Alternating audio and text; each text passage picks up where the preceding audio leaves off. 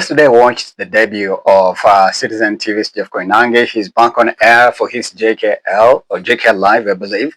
But he's not presenting the news. He's not reading the news. It's Ayub Abdikadir who's doing it on his behalf. But the good news is he's back on the air. And that's something to be celebrated because Jeff is one of those revered.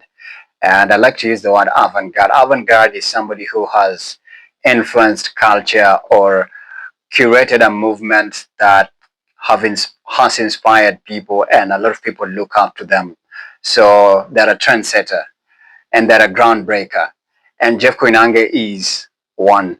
So his guests included Barack Muluka and of course PLO Lumumba. And these guys had really punchy and just riveting, eye-opening sentiments regarding, especially on the question of the DRC-Rwanda peace deal.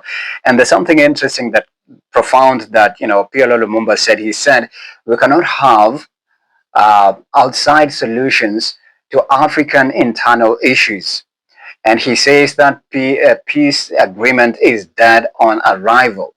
And first of all, the question is, are even Africans, they themselves, ready to solve their own internal issues before you reach out to people like President Donald Trump, of course, who is seeking, he's seeking relevance as well. He's seeking prominence, and then he's seeking, let's say, leadership. And also he's seeking to, his muscle, to establish his muscle and ego in the African continent, which is something that has also been met, of course, by brute resistance by Africans, so to say, now that he's kicking out, a lot of people and blocking them from, migrating to the United States. I find it really strange. And I think PLO Lumumba's sentiments are really riveting in a way that, how comes Tshisekedi himself and Paul Kagame, who are the core partners and even the core players who should be agreeing to end that ongoing war in DRC, cannot even see eye to eye. And in fact, if you observe closely during the signing of that deal, Tshisekedi couldn't look at him. He couldn't even pass him the piece of paper that they were writing on. And Donald Trump was seated right over there. It just shows you that these guys are not even ready. And he poignantly pointed out that if that peace deal is not going to suffice, then it's not Donald Trump who's going to be blamed. It's Tshisekedi. And that just means that he's already, removed himself from it. And it tells you, it's sending a strong message, And also the role that Kenya plays. And this is because the United States is benefiting massively from that peace agreement in a way that the rare earth minerals that are being fought for in the DRC are of a greater deal to the United States. And Donald Trump was even transparent on it. And he said, both of us are going to make a lot of money. Everybody's going to be good.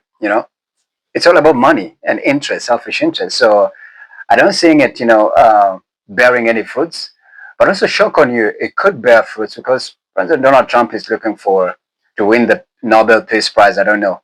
Yeah, something that he wanted to win this year, but it went to somebody else. I think it was a female leader. Yeah, a woman leader. Yeah, but those are really profound sentiments. Like instead of seeking external solutions to internal problems, let's have a conversation. But then this thing has been a pain in the neck. It's actually a nutcrack stuck on the stupid case where they had an agreement right in Nairobi, another one happened in Qatar. Now it's now going internationally to the United States. Good Lord. When are these things gonna stop, bruv?